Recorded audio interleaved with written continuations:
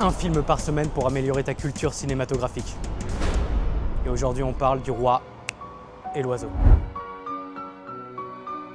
1946, wouhou, la guerre est finie. C'est alors que le studio d'animation français Les Gémeaux décide de faire enfin le premier film d'animation français, 9 ans après les cousins américains qui ont sorti en 1937 le long métrage Blanche-Neige et les Sept Nains. La réalisation est confiée à Paul Grimaud, cofondateur du studio avec André Sarru. Le film est une collaboration entre Grimaud et Jacques Prévert, l'immense poète et scénariste français, qui va assez logiquement s'occuper surtout des dialogues et du scénario. La production commence en 1947 et emploie plus de 150 personnes, ce qui est énorme pour un studio d'animation à l'époque. Malheureusement, Grimaud et Prévert vont devoir faire face à de grosses difficultés financières et peinent à finir le film. Après 5 ans d'une production acharnée, André Sarru, co-créateur du studio, insiste pour sortir le film dans une version bâclée. Évidemment, Grimaud et Prévert refusent, mais le film sortira quand même sous le nom de La Bergère et du Ramoneur. On est en 1953. Ce n'est que 23 ans plus tard, en 1976, que Paul Grimaud décide de prendre sa revanche. Il rachète les négatifs originaux du film et décide de le refaire à sa sauce, comme lui l'avait entendu,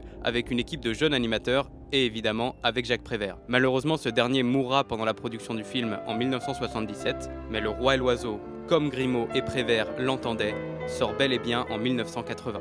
Et pour ce qui est du film en soi, je pense qu'il est difficile de ne pas le considérer comme un chef-d'œuvre de l'animation. Déjà pour son histoire, c'est quand même un film de 1946 dans sa majeure partie, qui a inspiré moult personnes du domaine de l'animation, dont Miyazaki et Takahata pour le studio Ghibli.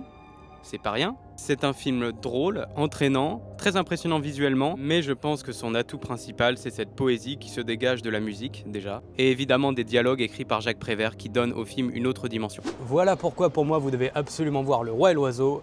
Il est disponible sur Prime Video, donc vous n'avez pas d'excuses et je vous fais des bisous. Abonnez-vous.